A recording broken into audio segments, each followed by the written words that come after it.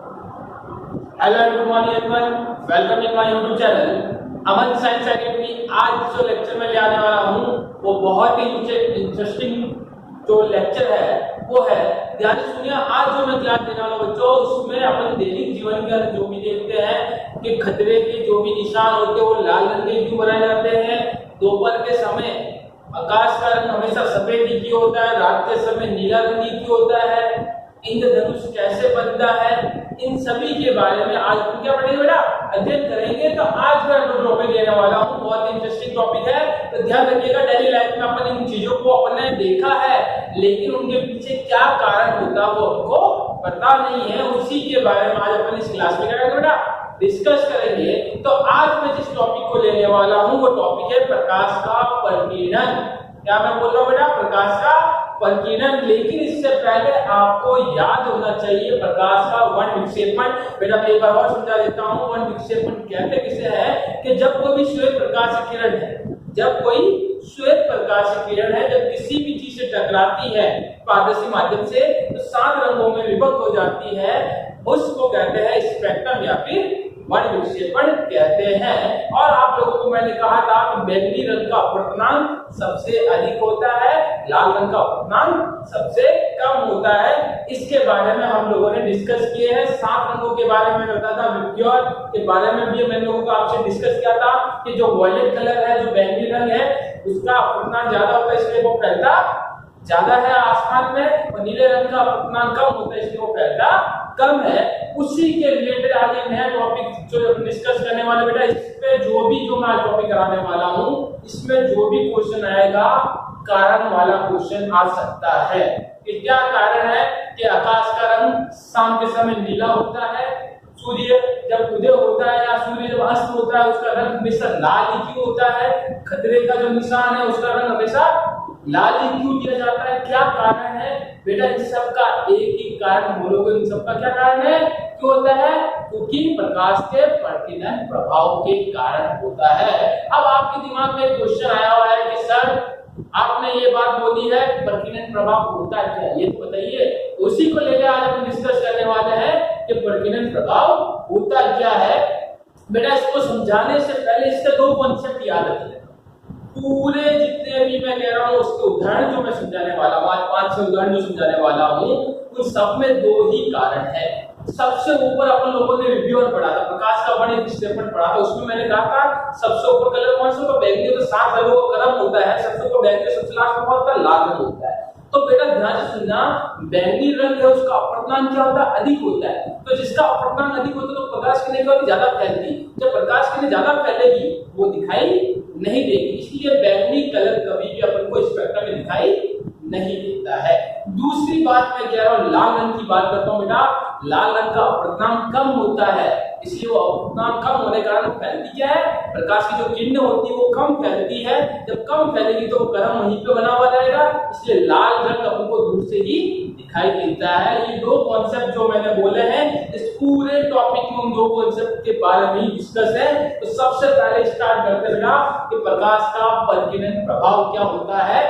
ध्यान से सुनेगा कि जब कोई प्रकाश किरण है, जब कोई प्रकाश की किरण है, प्रकाश किरण कहां से आती है, सूर्य से आती है। सूर्य क्या बेटा, एक ग्रह है, पृथ्वी भी क्या बेटा, एक ग्रह है। अपन एक ग्रह पे रहते हैं, सूर्य की किरण दूसरे ग्रह से आती है नहीं आती है। सूर्य के आसपास माध्यम कौन सा होता है, निर्वात होता है कि नहीं होता है। अपने यहाँ पे माध्यम हवा है, कोई ना कोई माध्यम है, विरल माध्यम है, वहां पे क्या है, सकल माध्यम। जब प्रकाश किरण सूर्य से अपने पास आती है, सुनिए बेटा कॉन्सेप्ट बता रहा हूँ, 2 मिनट में याद हो जाएगा, कुछ रखना नहीं। जब मैंने कहा कि प्रकाश किरण सूर्य से यहाँ तक आती है बेटा, जब रास्ते में आती है तो देखते रास्ते में बहुत सारे धूल के कण होते हैं, गैसें भी होती है, वायुमंडल में अनेक प्रकार की गैसें पाई जाती है।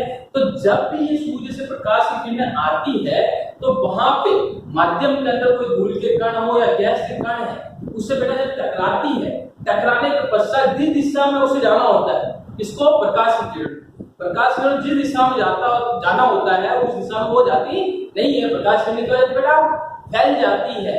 इसी को क्या कहते हैं बेटा, प्रकाश का प्रकीर्णन प्रभाव कहते हैं। कौन सी किरण ज्यादा फैल जाती है, बैंगनी। अगर ये देखो बात क्या है बेटा, इसका कॉन्सेप्ट अभी मैं वापस बता दूं क्या है। जब मैंने कहा कि प्रकाश किरण आनी चाहिए जिस दिशा में जाती है उस दिशा में जाती नहीं, वो क्या होती है बेटा, फैल जाती है। जब फैल जाती है तो ब्लू रंग अपन को पता है कि बैंगनी रंग सबसे ज्यादा फैलता है, तो वो तो पूरा क्या हो जाता है बेटा, गायब हो जाता है। लाल रंग की बात करता हूँ, लाल रंग का उतना कम होता है, बड़ा कम फैलती तो आपको दिखाई दे जाती है। यही कारण है कि दूर से आपको लाल रंग दिखाई दे देता है, बैंगनी रंग दिखाई नहीं देता है। इन सब का कारण एक ही बेटा, इन सब का कारण क्या है, प्रकाश का प्रकीर्णन प्रभाव। परिभाषा क्या है, ध्यान से सुनेगा कि प्रकाश का प्रकीर्णन प्रभाव कहते किसे है, जब कोई प्रकाश किरण, बेटा प्रकाश किरण सूर्य से ही आती है, अपन को पता है कहां से आएगी बेटा, सूर्य से ही आती है। जब प्रकाश की किरण एक माध्यम से दूसरे माध्यम में आती है, सूर्य से पृथ्वी पर आती है, तो रास्ते में किसी माध्यम में निर्वात के अंदर या कोई भी माध्यम के अंदर धूल के कण या गैस के कण उपस्थित होती है, और जैसे वो प्रकाश किरण उससे टकराती है, उसे जिस दिशा में जाना होता है उस दिशा में नहीं जाती, वो प्रकाश किरण क्या बेटा फैल जाती है। इसी प्रकाश के इस प्रभाव क्या कहते हैं बेटा, प्रकीर्णन प्रभाव कहते हैं। वही मैंने लिखा है कि जब कोई प्रकाश किरण वायुमंडल में गैस के कणों पर आती है, टकराती है, टकराने के पश्चात एक निश्चित दिशा में जाना चाहिए। जिस टकराई है एक माध्यम तो स्पीड होगी, उसी दिशा में जाना चाहिए, लेकिन उस दिशा में जाती नहीं। प्रकाश की सारी किरणें क्या जाती है बेटा, फैल जाती है। प्रकाश की किरणों क्या कहते हैं बेटा, प्रकीर्णन कहते हैं। बात समझ आ गई? कहने का मतलब क्या है कि प्रकाश किरण आई, रास्ते के अंदर बहुत सारे क्या होते हैं, वायु के कण होते हैं, या फिर मैंने कहा है मिट्टी के कण उपस्थित होते हैं, उससे जैसी टकराती है, टकराने के बाद उसे निश्चित दिशा में जाना चाहिए था, लेकिन वो जाती नहीं है। सारी कितनी क्या बेटा फैल जाती। 7 रंग होते हैं, तो सफेद प्रकाश मैंने पहले ही कहा है 7 रंगों से मिलकर बनी होती है, तो 7 रंगों वो सारे क्या होते हैं फैल जाते हैं। प्रकाश की घटना क्या कहते हैं, प्रकाश का प्रकीर्णन प्रभाव कहते हैं। बात समझ आ गई होगी? अब बेटा जो 2 पॉइंट लिखे, दोनों मोस्ट इंपोर्टेंट है। पॉइंट नंबर 2 जो मैं कह रहा हूं हाईलाइट कर देता हूं, मोस्ट इंपोर्टेंट है। जैसे अब बेटा सेकंड पॉइंट क्या कह रहा है कि प्रकाश का जो प्रकीर्णन प्रभाव है वो हमेशा तरंगदैर्ध्य और कणों के आकार पर निर्भर करता है। इस पर निर्भर करता है कि प्रकीर्णन ज्यादा होगा या कम होगा। ध्यान से सुनिएगा बेटा, प्रकीर्णन ज्यादा होगा या फिर कम होगा, वो किस पर निर्भर करेगा, उसकी तरंगदैर्ध्य पर। तरंगदैर्ध्य का मतलब उसकी दूरी कितनी दूरी तक वो प्रकाश किरण फैलती है, ये तो उसके ऊपर निर्भर करेगा। बात ध्यान सुनिएगा, तो प्रकीर्णन हमेशा 2 कारकों पर निर्भर करेगा। एक तो सबसे पहले उसकी तरंगदैर्ध्य का मतलब बेटा कितनी दूर तक प्रकाश किरण फैली, पहली बात। सेकंड, जिस चीज से वो टकराई वो कण छोटा था या बड़ा था। बात समझ आ गई? तो प्रकीर्णन प्रभाव 2 कारकों पर निर्भर करता है, जो सबसे पहले उसकी तरंगदैर्ध्य पर, सेकंड उसके कण की प्रकृति पर। आगे जो दूसरा पॉइंट ध्यान सुनना, यदि कण बेटा क्या कहता है, कभी ये कंडीशन मैंने कहा था कण का आकार, अगर कण का आकार छोटा हो तो प्रकीर्णन कितना होता है बेटा 1/λ4। लैम्डा यहाँ पे तरंगदैर्ध्य बेटा क्या है, समझ में आ गई? क्या कह रहा है कि जब प्रकाश किरण आई, रास्ते में अगर वायु के कण थे या मिट्टी के कण थे बेटा बहुत छोटे थे, तो उसमें तरंगदैर्ध्य बहुत ही क्या हो जाएगी, बढ़ जाए। क्यों? वितरणानुपाती में है, इस कारण इससे क्या कहते हैं बेटा, रेले का नियम भी कहा जाता है। इस पॉइंट को क्या कहते हैं बेटा, रेले का नियम या प्रकीर्णन प्रभाव भी कहा जाता है। बात समझ आ गई? तो मैंने अब तक जो भी समझाया वापस एक बार डिस्कस कर दे, तो आगे जो भी 2 मिनट में सब समझ में आ जाएंगे। जो भी उदाहरण है प्रकीर्णन के बारे में पढ़ेंगे। सबसे पहली बात बेटा कि प्रकीर्णन होता क्या है कि जब कोई प्रकाश की किरण किसी माध्यम से आती है, तो माध्यम के अंदर गैस के या वायु के कण से जैसे टकराती है, तो उसे निश्चित दिशा में जाना चाहिए, लेकिन निश्चित दिशा में जाती नहीं, वो सारी किरणें क्या होती है बेटा फैल जाती है। प्रकाश के इस प्रभाव क्या कहते हैं बेटा, प्रकीर्णन प्रभाव कहते हैं। 7 रंग होते हैं, वो 7 रंग ही फैलेंगे। कुछ रंग आपको दिखाई देते हैं, लेकिन 7 रंग आपको दिखाई कभी भी नहीं देते हैं। दूसरा जो यहाँ पे पॉइंट मैंने लिखा है कि प्रकीर्णन बेटा किस पर निर्भर करता है। सबसे पहली बात कि जब कण टकराया है तो कितनी दूरी तक वो बिखरा है एक दूसरे के ऊपर, यानी उसकी तरंगदैर्ध्य पर। दूसरा, जिस कण से टकराया वो छोटा है या बड़ा है, उसकी प्रकृति पर निर्भर करेगा। रेले का नियम क्या कहता है, ध्यान सुनेगा। रेले का नियम क्या कहता है कि अगर कोई भी प्रकाश किरण बहुत छोटे कण से टकराती है, अगर कोई भी प्रकाश किरण बहुत छोटे कण से टकराती है वायुमंडल के अंदर, तो उस समय उसका जो तरंगदैर्ध्य है वो होगा 1/λ की पावर 4 के समानुपाती होता है। इसको कहते हैं रेले का नियम। आपको समझ में आ गया होगा। अब डिस्कस करते बेटा कि प्रकीर्णन के कौन से, आपने पढ़ लिया प्रकीर्णन होता क्या है। अब प्रकीर्णन के उदाहरण क्या है, कहां काम आता है प्रकीर्णन। सबसे पहली बात, लाल संकेत के रूप में बार बार कह रहा हूं कि जितने भी इंडिकेटर वाले साइन होते हैं वो हमेशा लाल रंग के क्यों होते हैं, संकेत वाले जो चिन्ह होते हैं हमेशा लाल रंग क्यों बनाए जाते हैं वो पढ़ेंगे। आकाश का रंग नीला क्यों होता है, दोपहर के समय सफेद क्यों होता है, उसके बाद पढ़ेंगे इंद्रधनुष कैसे बनता है, उसके बारे में पढ़ेंगे बेटा। और सुबह के समय और शाम के समय तो सूर्योदय होता है, सूर्यास्त होता है, उस समय उसका रंग लाल क्यों होता है? सबका एक ही आंसर है, प्रकाश के प्रकीर्णन प्रभाव के कारण ये होता है। तो ध्यान से सुनिएगा, सबसे पहली बात मैं कह रहा हूं कि आकाश का रंग है तो नीला क्यों दिखाई देता है? तो ध्यान से सुनिएगा बेटा, एक पॉइंट, आकाश का रंग नीला इसलिए दिखाई देता है कि वायु में प्रकाश के प्रकीर्णन के कारण, यानी जो भी मैंने ये उदाहरण दिए सब मैं किसके कारण होता है बेटा? प्रकाश के प्रकीर्णन के कारण होता है। अब होता क्या है, ध्यान सुनिएगा, जब हम आकाश को देखते हैं, ध्यान से सुनते रहिए, इमेजिन करते रहिएगा, शाम के समय की मैं बात कर रहा हूँ, शाम के समय जब अपन आकाश को देखते हैं तो प्रकीर्णन प्रकाश हमारी आंखों में प्रवेश करता है। प्रकीर्णन प्रकाश का मतलब आसमान में कौन सा रंग ज्यादा दिखाई देता है बेटा? बैंगनी रंग या ब्लू रंग दिखाई देता है, नीला रंग ज्यादा दिखाई देता है, तो नीला रंग इकट्ठा होकर सब पड़ता है, अपनी आंखों पे गिरता है, तो प्रकीर्णन प्रकाश हमारी आंखों में प्रवेश करता है और सूर्य का प्रकाश में उपस्थित जो नीला रंग है बेटा, उसका अनुपात क्या होता है? अधिक होता है। बेटा देखो ध्यान से सुनिएगा, क्या कह रहा है कि शाम आकाश का रंग नीला क्यों होता है? पहला कारण निकल लिखोगे बेटा, इसमें पॉइंट लिखा हुआ है, ये प्रकीर्णन प्रभाव के कारण होता है। कैसे? ध्यान सुनिएगा कि जब शाम के समय होती है या सूर्य का समय होता है तो आसमान से अंदर देखोगे आप, नीले रंग की मात्रा क्या होती है बेटा? बहुत ज्यादा। तो सारे नीले रंग की मात्रा जैसे अपन आंखों में आती है प्रकाश किरणें, तो सारा नीले रंग का अनुपात क्या होता है बेटा? ज्यादा होता है। जब नीले रंग का अनुपात ज्यादा होता है तो वो फैलती क्या बेटा? कम फैलती है। जब वो कम फैलती है तो इसलिए आपको काफी टाइम तो वो नीला ही दिखाई देता है। तो इसलिए मैंने लिखा है कि नीले रंग का अनुपात अधिक होता है। जब ये नीले रंग का प्रकाश वायु के अणुओं के द्वारा अधिक प्रबलता से अपनी आंखों पर गिरता है तो नीला रंग क्या होता है बेटा? फैल जाता है। जैसे आंखों पर गिरता है तो नीला रंग क्या होता है? फैल जाता है और इसके कारण अपन को चारों तरफ क्या दिखाई देता है? नीला रंग ही दिखाई देता है। मैं वापस समझा देता हूँ, क्या था क्वेश्चन कि आसमान का रंग नीला क्यों होता है? पहला कारण इसमें प्रकाश के प्रकीर्णन प्रभाव के कारण होता है। जब मैं बात करता हूँ आसमान के नीले रंग की तो उस समय अपन देखते हैं, जब अपना आंख आसमान को देख रहा होता है तो वहां पर अपन देखते हैं कि नीले रंग की जो मात्रा होती है बेटा बहुत ही क्या होती है? ज्यादा होती है।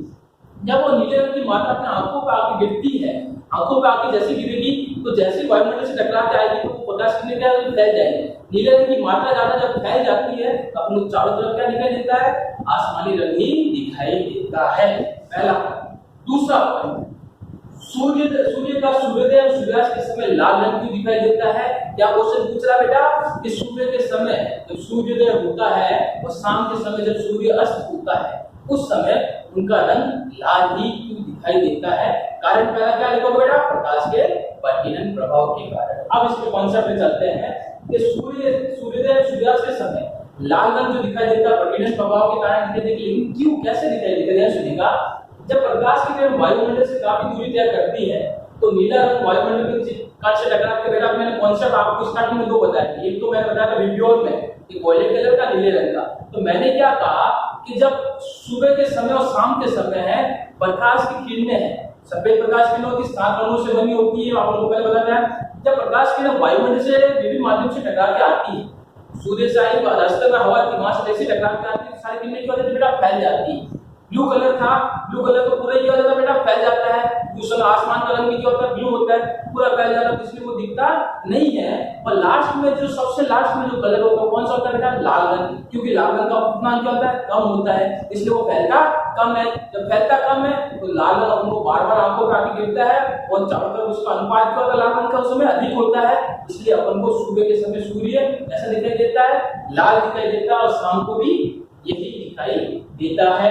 आगे मैं बात करता हूं बेटा, जितने भी संकेत के रंग हैं, जितने भी संकेत के रंग होते हैं, ट्रैफिक लाइट में देख लो, कोई भी इंडिकेटर में देख लो, सब में रंग लाल ही होता है। अभी मैं समझा चुका हूं, क्योंकि जैसे ही लाल प्रकाश किरणें वायुमंडल के विभिन्न गैस के कण या धूल के कण से टकराती है, टकराने के बाद जो 7 रंग है उसमें विभक्त हो जाती है। 7 रंग के अंदर जो बैंगनी रंग है वो वायुमंडल में क्या होता है? फैल जाता है। तो लाल रंग होता है वो वायुमंडल में फैलता नहीं हो, जैसे अपने आंखों पे गिरता है तो उस समय उसका अनुपात ज्यादा हो जाता है और फैल जाता है, इसलिए अपन को दूर से क्या दिखाई देता है? लाल रंग ही दिखाई देता है।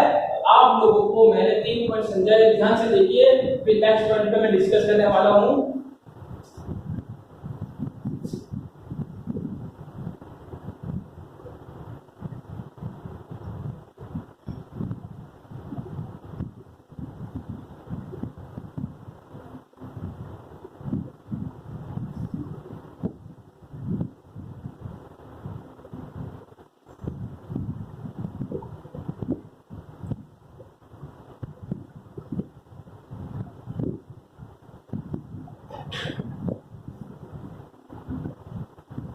देखिए बेटा, चलो पॉइंट नंबर 4 पे चलते हैं कि जो बादल होते हैं बेटा, जो बादल दोपहर के समय दिखाई देते हैं वो हमेशा सफेद ही क्यों दिखाई देते हैं? आप लोग कहोगे सर सुबह और शाम का तो आपको बता दें लाल रंग दिखाई देता है, जब शाम का भी बता दें आसमानी कलर भी दिखाई देता है, सुबह भी आसमानी दिखाई देता है। अब आप लोग क्वेश्चन पूछोगे समय सर दोपहर के समय जो पूरा आसमान होता है वो सफेद ही क्यों दिखाई देता है? इसका क्या कारण? इसका एक ही कारण है, प्रकाश का परिकिरण के कारण दिखाई देता है। क्यों? याद सुनिएगा बेटा कि बादलों में जब कण होते हैं, बहुत सारे जो कण उपस्थित होते हैं, धूल या जल की बूंदे आकार में प्रकाश की तरंग धीरे धीरे होते हैं, बड़े होते हैं। कहने का मतलब क्या है कि दोपहर के समय की मैं बात करता हूं तो वायुमंडल के अंदर जो भी पानी की बूंदे होती है या धूल होता है या मिट्टी होती है, वायु के जो कण होते हैं उनका आकार यानी उनकी तरंग दैर्ध्य क्या होती है बेटा? ज्यादा होती है। प्रकाश किरण की तुलना में क्या होती है? तरंग दैर्ध्य ज्यादा होती है, यानी कण का आकार बड़ा होता है तो उसकी तरंग दैर्ध्य ज्यादा होती है, दूरी ज्यादा होती है, ठीक है, डिस्टेंस ज्यादा होती है,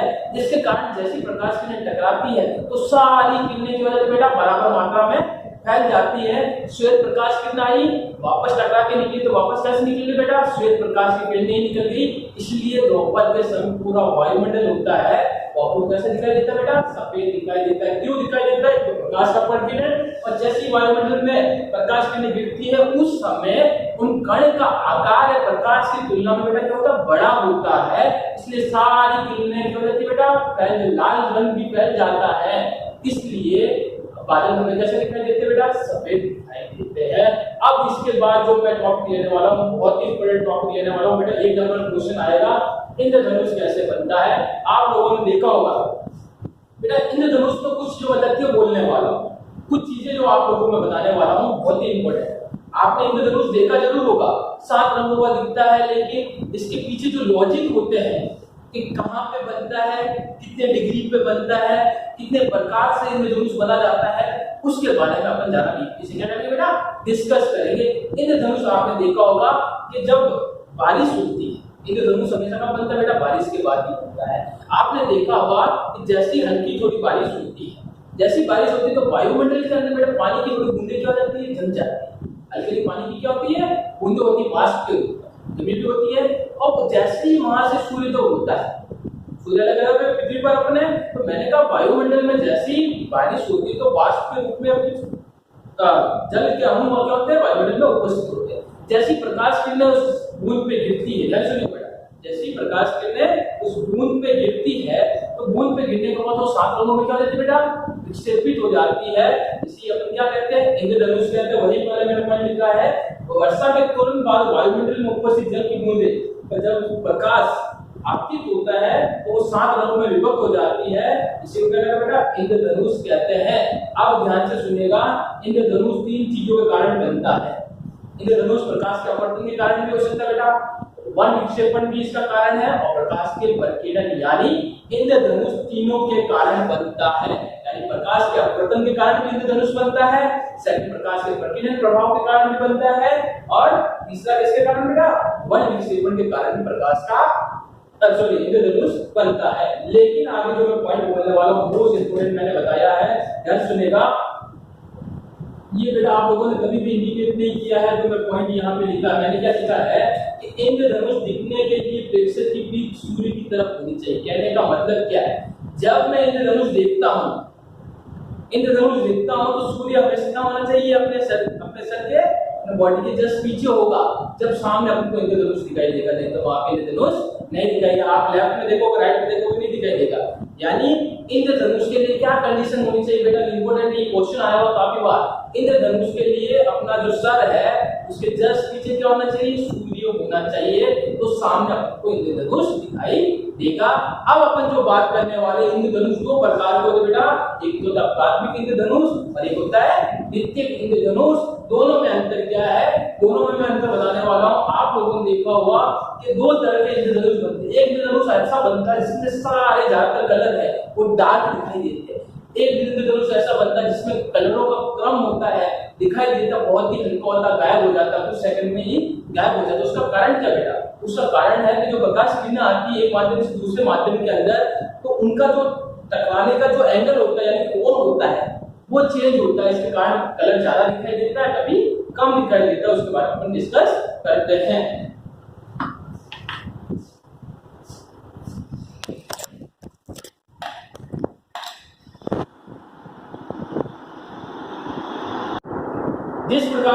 बात कर रहे थे इंद्रधनुष। मैंने कहा था दो प्रकार से बनते हैं, दो प्रकार मैंने कहा था बेटा, आप लोगों को देखा होगा इंद्रधनुष एक बार कभी भी देखा होगा जहां पे उनके जो कलरों का जो क्रम होता है, रंगों का जो क्रम होता है बहुत ही डार्क में सारे कलर जो दिखाई देते हैं, ब्लू तो बैकग्राउंड तो बिल्कुल भी ऊपर वाले कलर बिल्कुल भी नहीं दिखाई देंगे बेटा, नीचे वाले 3-4 जो कलर होते हैं इंद्रधनुष कभी भी अपने साधनों को पूरा कभी भी आप लोगों ने नहीं देखा होगा।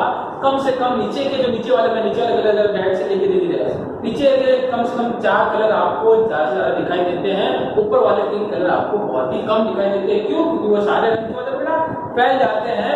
मैंने आप लोगों को कहा था इंद्रधनुष दो प्रकार से बनता है, जिसको मैंने नाम दिया है प्राथमिक इंद्रधनुष और द्वितीयक इंद्रधनुष। दोनों के बारे में समझते हैं बेटा। जो पहला इंद्रधनुष, देखो बेटा इंद्रधनुष दो एक ही बार में दो देखते हो आपको दिखाई देता है। एक इंद्रधनुष यह होता है, कुछ देर के बाद देखते ऊपर एक और दिखाई हल्का सा धुंधला सा दिखाई देता है। उन दोनों के बारे में पढ़ रहे हैं, यानी इंद्रधनुष तो एक ही होता है बेटा, लेकिन अपनों का आंखों का प्रकीर्णन के कारण, प्रकाश के प्रकीर्णन के कारण उसके जस्ट ऊपर अपन को एक इंद्रधनुष और दिखाई देता है, लेकिन होता एक ही है। उनके बारे में पढ़ते हैं। तो सबसे पहले जो प्राथमिक, देखो बेटा मैंने ये पानी की क्या दी, बूंद ली, मैंने कहा बायोमीटर क्या है, पानी की बूंद। जैसे ही यहाँ पे सूर्य था, यहाँ पे क्या बेटा सूर्य, सूर्य से जैसे प्रकाश किरणें गई तो एक माध्यम से दूसरे माध्यम में जाती तो बार बार प्रकाश किरण क्या होती है, टकराती। जैसे ही टकराती है, टकरा के वापस पानी की बूंद से ये प्रकाश किरण निकलती है, तो जो रेड कलर 42 डिग्री पे और जो वायलेट कलर यानी बैंगनी रंग है वो कितने डिग्री पे, 40 अंश पे दिखाई देता है। यानी रंगों का क्रम कैसा होता है, पहले ऊपर वायलेट होता है, नीचे रेड होता है। कब? जब पहली बार अपन को इंद्रधनुष सामने से देखते हैं। कुछ देर बाद वापस इंद्रधनुष देखते हैं तो ऊपर एक इंद्रधनुष और दिखाई देता है, वो होता है कौन सा बेटा, द्वितीयक इंद्रधनुष।